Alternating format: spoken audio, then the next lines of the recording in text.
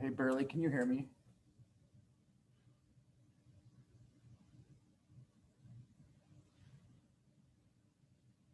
Burley, can you hear me?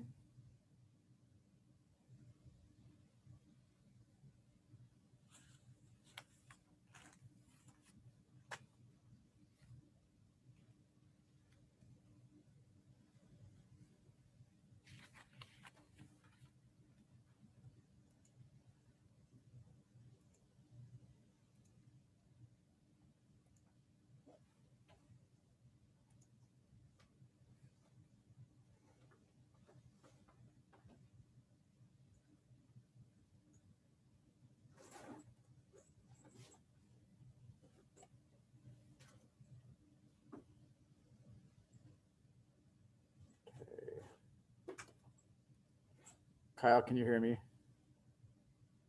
Okay, perfect.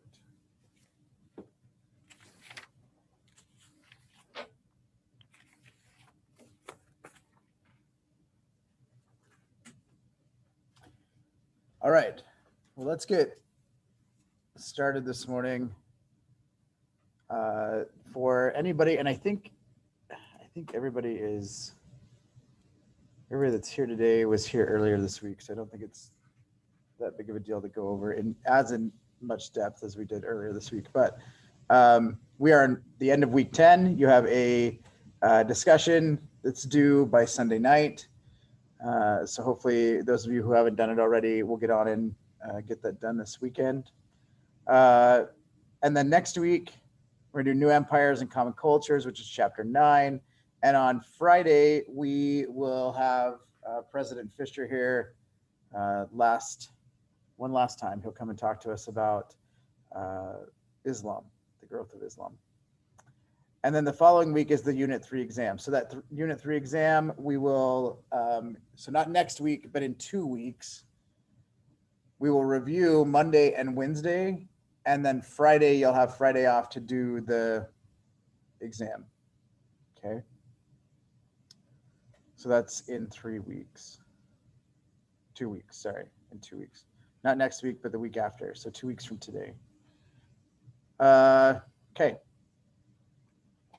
So I wanted to go over a couple of things. So basically, we talked earlier this week about the two major religions coming out of, just the two major religions growing at this time around the globe.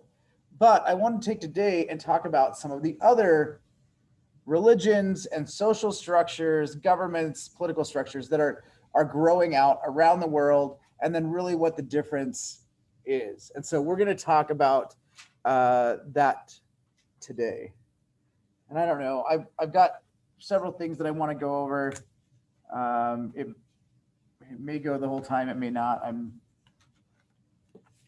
not really certain. But let's talk about a couple of things. So let's start with Hinduism. I'm going to pull this up. Hinduism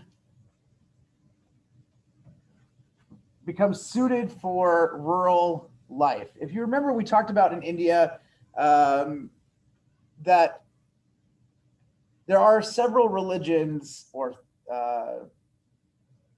philosophies that are growing up in India, but they're not really suited for farmers and the rural life or poor people, right? Like that, it really was not helping. It really was more, it appealed, we'll put it that way. It appealed to people at the top. It didn't appeal to people at the bottom. And part of that is that it was so strict. So Hinduism starts to take on this shift. And that shift that happens is a shift towards rural farmers, okay? They become vegetarians and they abandon animal sacrifices altogether, which really helps rural farmers, right? Who are using those animals to be able to sustain life, to make money in any way, okay? And so by becoming vegetarian, that's not really as big of a deal, but because they were a vegetarian, they abandoned animal sacrifice. Does that make sense? So it's this idea of we're going to toss out this idea of animal sacrifices, and now all of a sudden poor people can participate, and rural farmers are interested in also participating. It appeals to them.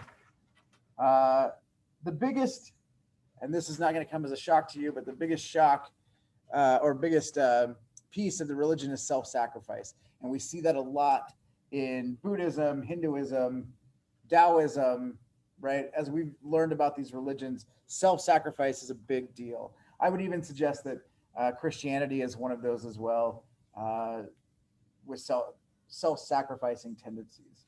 So you get these three gods, Brahma, Vishnu, and Shiva. They represent the three phases of the universe. So birth, existence, and destruction. Okay. Vishnu, which is the one here in the middle, was thought to present himself to believers through various incarnations, right? So various ways that Vishnu would all of a sudden be there speaking with you, or you would. It was really a way for regular people to say that Vishnu had visited you, but right, he's in a different form. Okay. Hinduism practices right alongside of Buddhism. Both are competing for the same followers throughout the Indus River Valley or India up into East Asia as well, into China. Okay. Because they're competing, they come down to this, there's this idea that they've got to fight for the same people. And so they are building these elaborate temples, building elaborate statues, right? And it's all about like who has the bigger temple, who has the bigger statue. And then they hold these ornate rituals, festivals, parades, and you want to be seen at these things, right? I mean, it isn't any different than anything else that we're doing, right? I mean, if Christianity is building these large temples as well, churches, Islam builds these large mosques. I mean, all religions do this, but I think that what we're seeing here is a very poor people that are dumping their money into a religion that then is right trying to compete for other parishioners, and so they're building these large temples and monuments. Okay, you get a distinctive culture based in Hindu beliefs and the Sanskrit language, and that can really connects these people together. Okay, regardless if you're Hindu in India or you're Hindu in the Philippines. Okay, you're getting this this large connection because you can speak to one another. Really, what I would ask that you get out of that is this idea of language, being able to connect cultures, and it's bringing people together. So yes, it's Hindu, but it is also it's also about the language, right? If you can't speak to somebody, it's difficult to make that connection, and so that connection comes through language.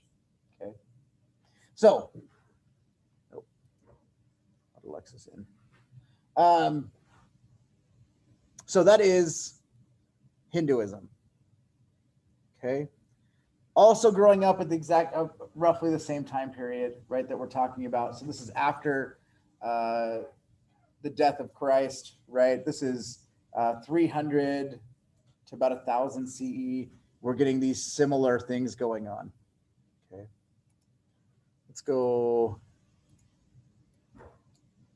to Africa. So the Bantus in sub-Saharan Africa, these people have been, we have evidence of the Bantu people in Africa 5,000 years ago. Okay, they were a prosperous people. They focused on raising animals or animal husbandry and agriculture. They were very prosperous in raising animals and agriculture in their trade. Okay, they would clear the rainforest we're talking roughly this region right in here. They would go in with machetes, take down the rainforest with machetes and controlled burning. Burn down the rainforest, and then they would use it for agriculture. Okay. Um, the Bantu people fascinate me. They take over, so they tear down the rainforest and they do this agricultural thing, okay, and raising animals. Then they go out and they take over other hunting and gathering groups and like bring them into their group. By bringing them into their group, they make their group larger, but it's not like those people stay hunting and gathering groups. Instead, they become Bantu, okay? And in becoming Bantu, they obviously create this larger community. However, it's not an empire, right? It's not huge. Instead, what the Bantu people have are these small villages that are led by a king in the village, and so they're all separate, but language connects them. So they're all like one group of people, but small villages, agrarian societies, right? And I've said this before, but it's this idea of Rousseau, right? Being like, well, if we all lived in agrarian societies, then we would all help one another out, and that's what we see with the Bantu people. Now, there's no major rivers out of this area. I mean, you can see rivers, but there's no major river that connects all of these people. And so because of that, the connection is overland. It is through trade and trading as far as you can walk, right? It's not trade, like massive trade like we saw in the Roman Empire or with China. The trade is much smaller and interconnected, okay? Because of this, their politics grow up, their government grows up in a way where they are separated in these agrarian societies, and they stay that way until European colonization. I mean, when Europeans come and colonize Africa, they're the exact same way at 1000 CE as they are at 1600, right? I mean, you're seeing the exact same way of life. Their social hierarchy, they've got ruling elders at the top, and then a warrior class in the middle, and then artisans at the bottom. Now, they're a little bit different in that they're helping one another out, right? And so you've got this group, these villages of people that are helping each other out, and so it is really hard to see these three groups of people, because you do have this ruling class that's at the top and this warrior class, but really they're integrated into one another except for that king at the top. Okay, so king, priests, ruling class, warrior class is kind of like all the men, and the artisans are the women, and it really would be broken down more by gender than by than you have more than somebody else. Okay, you get all of these people through here. Their religious traditions is that the natural world is inhabited by spirits, and those spirits are generally your ancestors. Okay, so your ancestors have died, and now they take on. They're out in the wild, part of nature, and you've got to appease those people because they'll interfere with you. Okay, this is probably a really bad analogy, but if you've seen Black Panther, right? The father dies and he becomes a panther. Like, that's the idea, right? Like, the nature, your ancestors have become nature, and you are fearful of that.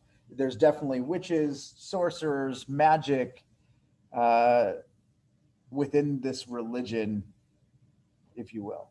Okay, this spiritual kind of adherence that people are living to. I think it's interesting. One of the things that I like to bring up here is that we have this connection here in Idaho with the Bantu people, and that is anybody living or anybody who's been over there, but anybody living in Burley, in the Oakley Cemetery is Gobo Fango, who died. It was a black sheep herder who was killed. That would have been what 18? I think it's the 1870s. He is killed. Um, anyway, he was a Bantu. He was from the Bantu tribe. Brought to the United States as a slave, brought to Utah as a slave to some LDS people, and then given his freedom in the 1860s, and then sent to Idaho with some sheep. And he's a sheep herder out in Oakley, and then and is murdered out in Oakley. He's buried out there now. But anyway, I think that's an interesting connection to the Bantu people with here in Idaho. I mean, we have an actual Bantu member buried over in Oakley, in the Oakley Cemetery. Anyway. Okay, so that is the Bantu people, and really what's going on here. And honestly, if I'm telling you something significant, you need a piece of significance to write to in an exam question, I'm going to tell you that both the Bantu and Hindus, it's the language. Okay, language is how they move the religion. Language is how they keep connected. Language through trade. Okay, we're not seeing trade on the massive scale that we saw in the Roman Empire and along the Silk Road. Not that the Silk Road isn't coming through, but it's coming to, right? I mean, we saw this on the map from last week, but you're getting trade coming to the coast. And then these small villages are trading among themselves with right? They've got the same language. Okay. Okay. So let's go to Mesoamerica.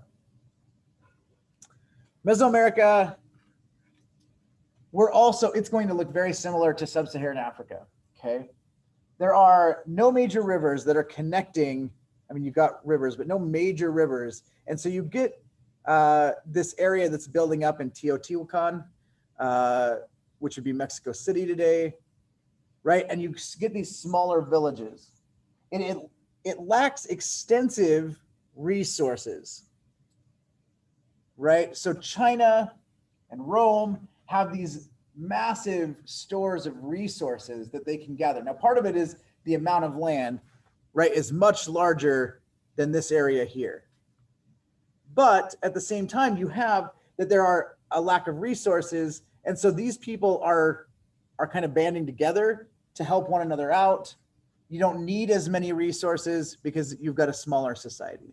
We're talking about, 100 to 200,000 people, something like that in this area.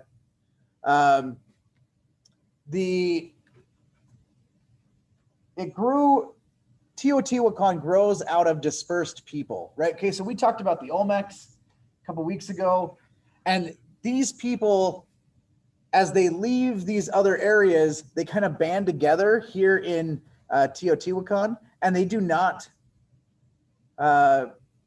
it's not a set group of people. This is a diverse set of people who have gathered into this area. I assume that evidence suggests that what happens is that as different groups and their cultures or societies fell, that they all kind of gathered in this area in Teotihuacan and lived off the resources that were there.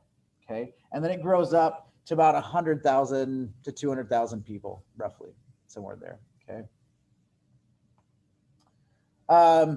As this society grows, you start to see that they're trading out and away from themselves. They don't get really far. I mean, this point here is pretty far, but we're not talking about the same distance as the Silk Road, right? These are smaller jaunts that you're taking. You're going out, you're trading, you're coming back. And then you have this sphere of influence, and that also has to do with language. But it also has to do with that these people also had a military. And the military is going out and having skirmishes and coming back and bringing people back with them, where then they're sacrificing those people, right? There isn't. This is always interesting to me. There isn't a lot of slave trading going on. Instead, you bring those people back and you kill them, right? You sacrifice them. You make an example out of them. There is no like, oh, we're going to bring you back and you're going to work for us. Instead, it's we're going to kill you. We don't want your people continuing on any longer. Okay, but they've got a large military here. Their political structure is kings and rulers at the top. Kings, rulers, and priests, really, right? You've got a warrior class. That warrior class is professional in as professional as it can get here. Right? We are not talking about the Roman legion. This is not, that is a professional military or professional army. In Teotihuacan, there is not a professional military of that in that way. What it is rather there is a professional military in that you have joined the army and you're probably getting something out of that, but you're going to be a military person for a time and then you're going to leave. Okay, it's not the same as it was in the Roman legion, if that makes sense. Okay, and then at the bottom you've got an artisan class. That artisan class does not leave this basin. Okay, so this basin here encompasses all of these people, and the artisan class doesn't leave. The warrior class leaves. They are the ones who are going out, and they're also instituting trade that way. Okay. So trading out, artisans stay here, their goods can get out. But basically these people are only dealing with these people. Okay. Not a lot of anything else, which is good and bad, right? You're not getting a lot of other cultures in there, but at the same time, you're also not seeing, you're not seeing people coming in and taking over like we end up seeing in Rome. Okay. This area stays pretty much the same until the Spanish comes. I mean, there are some people in and out. We see that in two different times, maybe two different times for sure, the Teotihuacan is kind of overtaken and destroyed, but the people kind of grow back up and the civilization continues. Okay, but this is Cortez comes in, which I don't know if we'll talk about Cortez here, if that's the beginning of next semester, but Cortez comes in and finds Teotihuacan and destroys it. Anyway. Okay, so let's move on to the Maya. So this is, you can see where Teotihuacan is, and the Maya have this large area here. Now, this is fascinating to me because you have Teotihuacan, which is in this valley basin, okay? The Maya, however, is much larger, and they cover multiple ecological areas. So you get desert, you get a coastline, you get rainforest. I mean, they're having to navigate multiple different ecological areas within that, which makes it slightly difficult. However, their language also connects them in a much larger area here. Okay, the Maya come about 250 CE and goes on until to the 8th century, so 700, mid 700s. Mayan culture was made up of hundreds of small agrarian societies, right? So you're getting these smaller agrarian societies, just like we saw in sub-Saharan Africa. To be honest, these are smaller agrarian societies in Teotihuacan as well, but they're closely connected by this valley basin. Okay, so it's not the same as this. You're getting a lot of different trade back and forth through these different ecological areas. And so you're getting a lot of different products, okay? Um, Again, villages were linked through languages. This area numbers at one point, I mean, estimates up to 10 million people, the Mayan, right? The Maya had 10 million people. There's still people today who, just like in China and the Han Dynasty, there are people today who say that they've got Mayan blood, right? The Maya and the Aztecs are a big deal in Central America. Okay. Villages. So villages are independent. This is interesting because we often think of the Maya as this large, encompassing government structure, but it's really not. All of the different villages are independent of themselves, yet they're connected through language. And so the language is what makes them, hey, we're all Mayan, but they're all independent villages, meaning that they're ruled by a king. That king, each village has its own leader, generally king. It's hereditary. And so, right, it is done by lineage. Usually that lineage goes back to the gods in some way. Either your ancestor was a god who then passed this down, or your ancestor was given this right by God. Okay. There is then a ruler class. So this is interesting because you get the kings and then you get this ruler class. This ruling class is generally priests, right? So they are a religious ruler of some sort. The ruling class is the class that would really do most of the heavy lifting as a leader. Okay, so you would have a king. That king is at the top, doesn't do much. He's more of a figurehead. And the priest or the ruler class would really run everything that's going on. Okay. From that, you'd have a warrior class. And then, and honestly, I think it's because it's so large, you get a artisan class. These are skilled artisans, something like blacksmiths, right? Somebody who are making actual things. Blacksmiths are not there. I'm using that as an example. I'm not talking about actual blacksmiths. We're talking about spear makers and artists, right? And then you have at the bottom an agricultural farming class of people. Okay, that's different than in some of these other areas where, yeah, you had a lot of people who were farmers, but they're lumped into this artisan class. They're all making something. This, in the Mayan culture, you get four or five.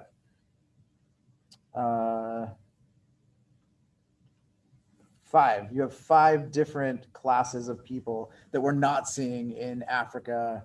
We're not seeing in Teotihuacan, right? In Mesoamerica here. Their religion. So they believe in multiple gods. It's polytheistic. Most of these gods take on forms of animals. Obviously, the serpent is the largest one or the most important. However, there's also this idea of the sun, and they are worshiping the sun and the moon. You would have a temple at one end and potentially a temple at another, one representing the sun, one representing the moon. Okay. I want to, a couple years ago, so I was working on a project when I was at Portland State where we were doing ground penetrating radar in a cemetery up at Fort Vancouver.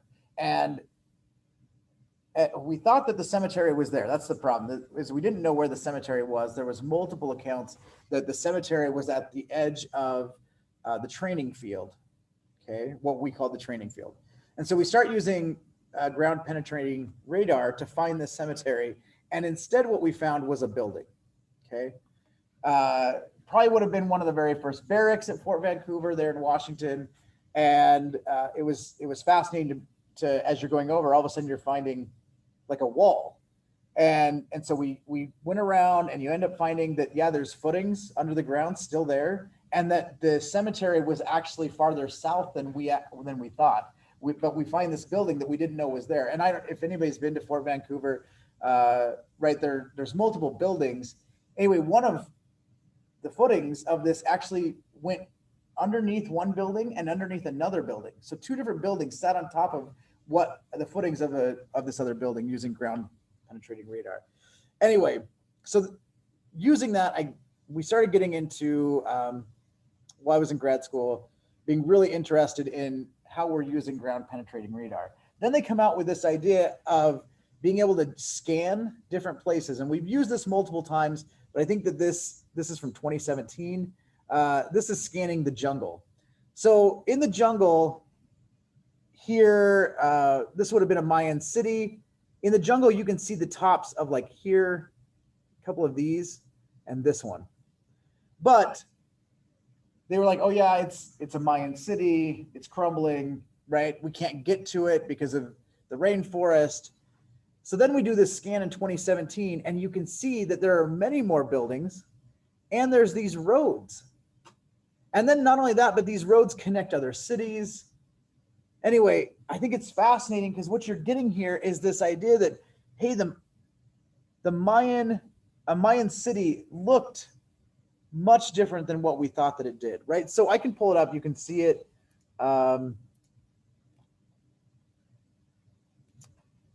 Is there one here below? Yeah. So here's one Mayan city, right? So you'd have one temple at one end, another temple at the other end. You'd have different priests who were over those temples doing different rituals. Okay. They believed that their gods needed attention, that if you didn't give those gods attention, that then something bad would happen to you.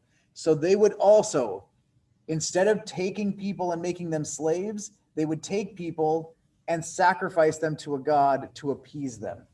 Okay. The rulers, those priests, were the ones who were in control of that.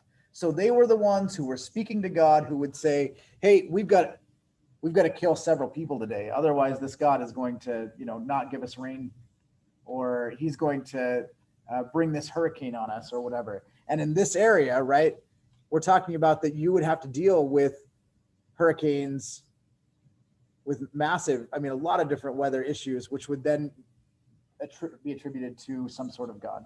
Okay. The Mayan people have some massive internal conflict around 750, maybe 725, around this area, around this time. And that internal conflict, they begin warring with each other, and they can still speak. The language is still the same, but you see these villages fighting against one another, and it just kind of falls to pieces. This leads to the destruction of Mayan culture and civilization. Okay, I think the book said people, and I dislike that part.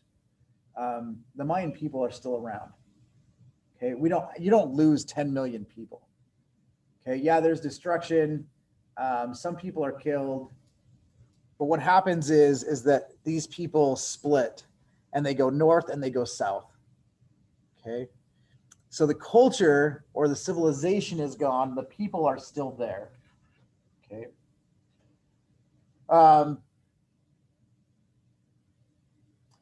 That makes up most of the other major religions and areas around the globe at the same time as we see the rise of Christianity and the rise of Islam. Okay. So with that in mind, one of the questions I'd like you, as you look at the discussion this week, or as we continue on into an exam, one of the questions I'd like you to be thinking about is, why do universalizing religions, the two major religions, why do they develop the way that they do, and how do they spread so quickly where these are more centralized?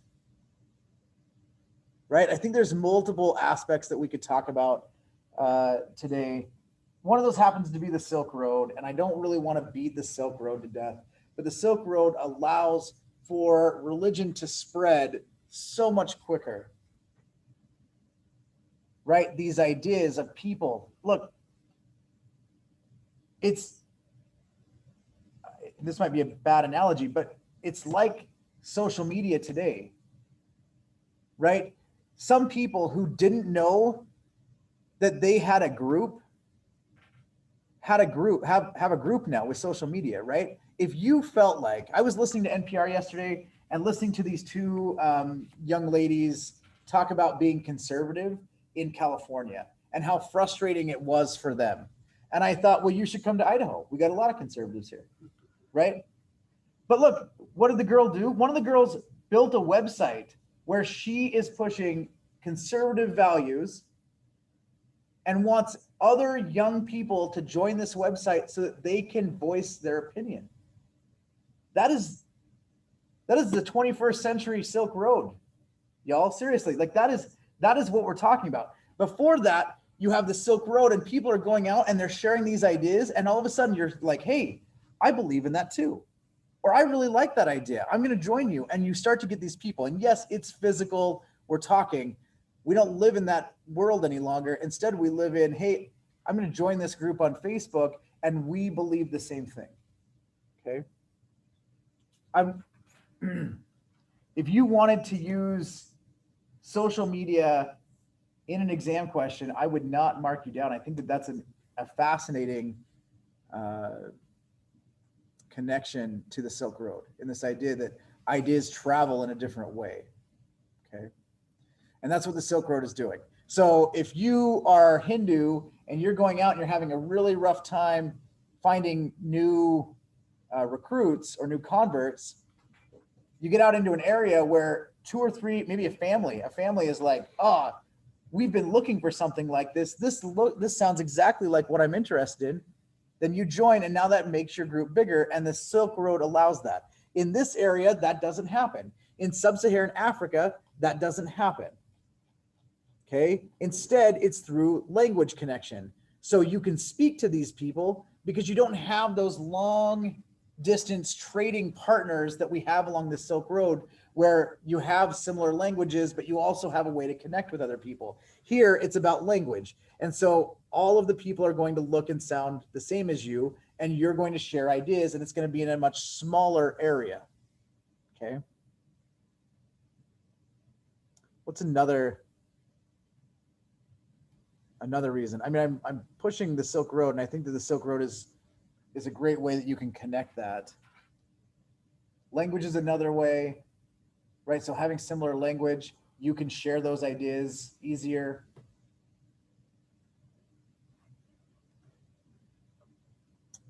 Another way is resources, right? So in Rome and in China, you have massive stores of resources. Those resources means that you can put more time and effort, energy into other things. Whereas in these areas, it's slower. It's slower to do that, right? You really have to work at taking care of your base needs, right? Maslow's hierarchy, taking care of those base needs before you can you can look, right? Philosophy. You can look to why are you here, or what does God want me to do? Okay, so it's much slower than it is in Rome and in China. Okay. Okay. Any questions? Okay. So this is, if I were answering if I'm answering the discussion board this week, I cut that down, so never mind. Oh, it's right here. So if I'm answering the discussion board this week, I'd want to talk about what's going on with these universalizing religions in the Silk Road. But then I might also want to talk about what's going on in Mesoamerica or Sub-Saharan Africa. What does that look like, right? What's the reason that these other religions spread so quickly? You're not going to get it wrong if you put the Silk Road, but there are other opportunities as well that you could definitely talk about, or other characteristics. Okay. So I would definitely do that. If you have any questions or you don't see the connection here, let me know. Email me, stop by my office, give me a call, whatever. Do that. I think that this is not that right. This isn't that difficult to understand that religion is passed through these connections, these interconnections of either trade or shared resources or shared language. Okay. Okay. I will let you all go with one last piece. I know we'll be here Monday, but if you haven't voted, get out and vote. I often think that well, I won't go there. I often think that I need to push this. Then I think it doesn't matter. You guys are getting it everywhere else. And then this morning on the way in, I was like, I should say something. I should say something. Get out and vote if you can. If you haven't already, make sure you know where your polling place is and get out and do that. Polling and voting look a lot different than it did in the beginning of this country, which was voice voting, which I always think is hilarious. You had to stand in front of the candidate and cast your vote right in front of them. So think of how that would go today. That'd be awesome. You had to stand in front of President Trump or Vice President Biden and tell them I'm voting for you or the other guy. So, okay, get out and vote. I hope you have a great day and give me a call if you need anything. I'll see you all Monday here at 8 o'clock. See ya. See you, Kyle. Bye, Thank Zoom. you, Mr. Vipperman. Have a nice day. Yeah, you too.